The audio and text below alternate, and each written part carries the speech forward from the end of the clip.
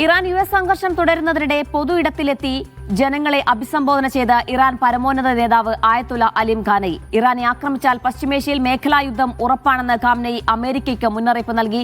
ഖുമൈനിയുടെ ഖബറിടം സന്ദർശിച്ച ശേഷം ജനങ്ങളോട് നടത്തിയ അഭിസംബോധനയിലാണ് ഖാംനയുടെ മുന്നറിയിപ്പ്. US യുദ്ധക്കപ്പലുകൾ കണ്ട് ഭയക്കുന്നവരല്ല ഇറാനികളെന്നും അദ്ദേഹം പറഞ്ഞു. അതേസമയം നയതന്ത്ര ചർച്ചയ്ക്കുള്ള സാധ്യത പ്രയോജനപ്പെടുത്താൻ ഇറാനും അമേരിക്കയും സന്നദ്ധത അറിയിച്ചിട്ടുണ്ട്. ചർച്ച പരാജയപ്പെട്ടാൽ യുദ്ധസാധ്യത മുന്നിൽ കണ്ട് സൈനിക സന്നാഹങ്ങൾ ഇരുപക്ഷവും തുടരുകയാണ്. ഹോർമുസ് കടലിടുക്കിൽ ഇറാന്റെ വിപുലമായ നാവികാഭ്യാസം നാളെയും തുടരും. ഗൾഫിലെ സൈനിക കേന്ദ്രങ്ങളിൽ അമേരിക്ക മിസൈൽ പ്രതിരോധ സംവിധാനം ഏർപ്പെടുത്തി. MC നാസർ ചേരുന്നുണ്ട് വിശദാംശങ്ങൾ നൽകാനായി. നാസർ, അമേരിക്ക ഇറാൻ സംഘർഷം കൂടുതൽ രൂക്ഷമാകുന്ന സാഹചര്യത്തിലാണ് പൊതുയിടത്തിൽ പരമോന്നത നേതാവിന്റെ പ്രത്യക്ഷപ്പെടൽ. ഇത് അമേരിക്കയ്ക്കുള്ള ഒരു സൂചനയാണോ, മുന്നറിയിപ്പാണോ, എങ്ങനെ കാണണം? ഇതിന് തീർച്ചയായിട്ടും, കാരണം അമേരിക്കയും ഇസ്രായേലും പ്രചരിപ്പിച്ചുകൊണ്ടിരുന്നത് ഇറാന്റെ പരമോന്നത ആത്മീയ നേതാവ് ആയത്തുള്ള അലി ഖാംനയി ബങ്കറുകളിൽ തങ്ങുകയാണ്, അദ്ദേഹം ഇനി ഒരിക്കലും പുറത്തു വരാനോ പ്രത്യക്ഷപ്പെടാനോ സാധ്യതയില്ല എന്നായിരുന്നു ഈ രണ്ട് രാജ്യങ്ങളും, അമേരിക്കയും അതോടൊപ്പം തന്നെ ഇസ്രായേലും പ്രചരിപ്പിച്ചുകൊണ്ടിരുന്നത്. പടിഞ്ഞാറൻ വാർത്താ മാധ്യമങ്ങളും ഇത് സംബന്ധിച്ച നിരവധി റിപ്പോർട്ടുകൾ നൽകുന്നതിനിടയിൽ ഈ അത്രമേൽ സംഘർഷം കനത്തിരിക്കുന്ന ഒരു സാഹചര്യത്തിലാണ് ഇന്ന് തെഹ്റാനിൽ പ്രത്യക്ഷപ്പെടുകയും മണിക്കൂറുകളോളം ജനങ്ങളെ അഭിസംബോധന ചെയ്യുന്ന ഒരു സാഹചര്യം ഉണ്ടായിരിക്കുന്നത്. ഇറാന്റെ വിപ്ലവ നേതാവ് വിടവാങ്ങിയ ഖുമൈനിയുടെ ഖബറിടം സന്ദർശിച്ച ആയത്തുള്ള അലി ഖാംനയി വളരെ ശക്തമായിട്ടുള്ള താക്കീത് കൂടി ഇന്ന് അമേരിക്കയ്ക്ക് നൽകുകയുണ്ടായി. കാരണം ഏതെങ്കിലും അർത്ഥത്തിൽ യുദ്ധത്തിലേക്ക് കാര്യങ്ങൾ നീങ്ങുകയാണെങ്കിൽ തീർച്ചയായിട്ടും അതൊരു മേഖലാ യുദ്ധമായിട്ട് മാറും. അത് ഇറാന്റെയോ അല്ലെങ്കിൽ പിന്നെ ഇസ്രായേലിന്റെയോ പരിധിക്കുള്ളിൽ മാത്രം ഒതുങ്ങുന്നതായിരിക്കില്ല. അത് ശക്തമായി തന്നെ തങ്ങൾ തിരിച്ചടിക്കും. അതേസമയം തങ്ങൾ സമാധാനമാണ് ആഗ്രഹിക്കുന്നത്. പക്ഷേ അമേരിക്കയുടെ ലക്ഷ്യം എന്നത് ഇറാന്റെ എണ്ണയാണ്, ഇറാന്റെ മറ്റു പ്രകൃതി വിഭവങ്ങളാണ്. അത് കൊള്ള ചെയ്യാനുള്ള വളരെ ആസൂത്രിതമായിട്ടുള്ള ഒരു നീക്കമാണ് ഈ യുദ്ധക്കപ്പലുകൾ അയച്ചുകൊണ്ട് വെനിസ്വലയിൽ സംഭവിച്ചതിന്റെ മറ്റൊരു ആവർത്തനം എന്ന നിലയ്ക്കാണ് ഇറാനെതിരായിട്ടുള്ള ഈ നീക്കം, പടയൊരുക്കം നടക്കുന്നത്. അതുകൊണ്ട് ഒരു ജനതയുടെ, പേർഷ്യൻ ജനതയുടെ പ്രൗഡ് നിലനിർത്തണമെങ്കിൽ, അവരുടെ ആത്മാഭിമാനം ശക്തമായി നിലനിർത്തണമെങ്കിൽ ഈ യുദ്ധത്തിൽ ശത്രുവിനെതിരെ അതിശക്തമായി തന്നെ നാം ചെറുത്തുനിന്നേ തീരൂ എന്ന വളരെ ശക്തമായിട്ടുള്ളൊരു മുന്നറിയിപ്പാണ് ഖാംനയി അനുയായികൾക്ക് നൽകിയിരിക്കുന്നത്.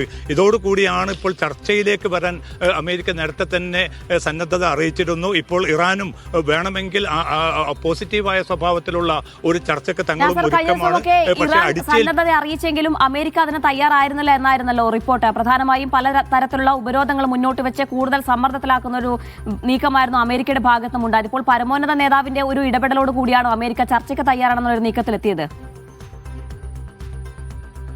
ഇതിന് നേരത്തെ തന്നെ അമേരിക്ക ചർച്ചയ്ക്ക് വേണമെങ്കിൽ തങ്ങൾ തയ്യാറാണ്. ഇതിൽ പൂർണ്ണമായിട്ടും ആണവ പദ്ധതിയിൽ നിന്ന് ഇറാൻ പിറകോട്ട് പോകണം എന്നത് ഉൾപ്പെടെയുള്ള കടുത്ത ഉപാധികളായിരുന്ന ചർച്ചയ്ക്ക് മുന്നൊരുക്കം എന്ന നിലയ്ക്ക് അമേരിക്കൻ പ്രസിഡന്റ് ട്രംപും മറ്റും മുന്നോട്ട് വെച്ചിരുന്നത്.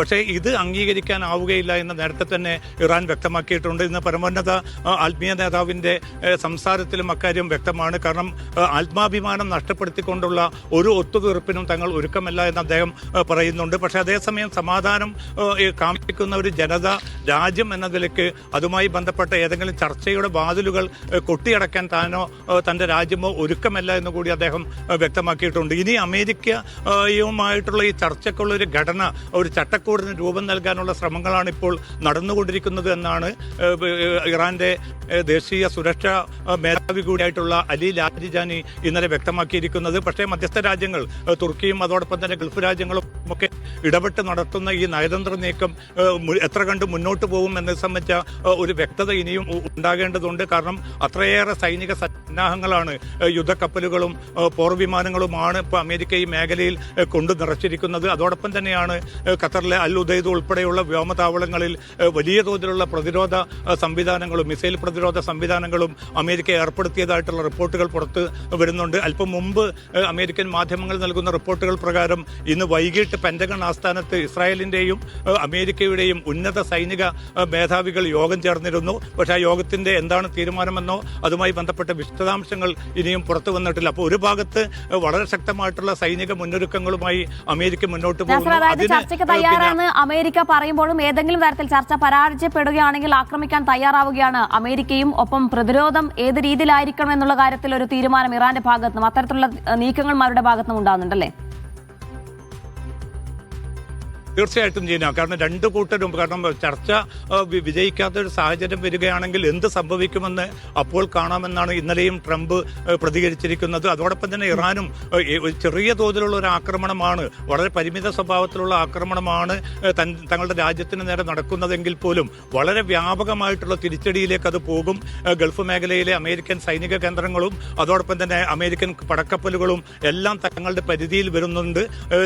മധ്യദൂര ദീർഘദൂര മിസൈലുകൾ പ്രയോജനപ്പെടുത്തിക്കൊണ്ട് അമേരിക്കൻ യുദ്ധക്കപ്പലുകൾക്കെതിരെ അതിശക്തമായിട്ടുള്ള ആക്രമണം ഉണ്ടാകും. അതോടൊപ്പം തന്നെ തെല്ലവീവിന് നേർക്കും ഇസ്രായേലിന് നേർക്കും വളരെ ശക്തമായിട്ടുള്ള ആക്രമണം നടത്താനുള്ള പ്രാപ്തി തങ്ങൾക്കുണ്ട്. അത് നേരത്തെ 12 ദിന യുദ്ധത്തിലൂടെ തങ്ങൾ തെളിയിച്ചതാണ്. അതുകൊണ്ട് തങ്ങൾക്കെതിരെ ഒരു ആക്രമണം ഉണ്ടായാൽ പിന്നെ അതോടുകൂടി അതിശക്തമായിട്ടുള്ള തിരിച്ചടിയിലേക്ക് നീങ്ങുമെന്ന മുന്നറിയിപ്പ് ഇറാനും നൽകുന്നുണ്ട്. അതുകൊണ്ട് സംഘർഷം പിന്നെ ഏതെങ്കിലും അർത്ഥത്തിൽ അതിൽ അയവ് വന്നിട്ടില്ല. ഇപ്പോൾ നടക്കുന്ന ഈ അനൗപചാരിക സ്വഭാവത്തിലുള്ള ചർച്ച പിന്നെ വിജയിക്കുകയാണെങ്കിൽ ഒരുപക്ഷെ ആ സംഘർഷം ഇതോടുകൂടി അവസാനിക്കും. അതല്ല പിന്നെ അമേരിക്കയുടെ ഭാഗത്തു നിന്നോ മറ്റോ ഏകപക്ഷീയമായിട്ടുള്ള ഒരു ആക്രമണം ഇറാന് നേരെ നടക്കുകയാണെങ്കിൽ അതോടുകൂടി ഈ ചർച്ചാ സാധ്യത പൂർണ്ണമായിട്ടും വഴിമുട്ടുകയും കൂടുതൽ ആപൽക്കരമായിട്ടുള്ള ഒരു മേഖലാ യുദ്ധത്തിലേക്ക് അത് പോകുമെന്നാണ് ഖാംനഈ ഇന്ന് അവസാനമായിട്ട് മുന്നറിയിപ്പ് നൽകിയിരിക്കുന്നത്. ജീന.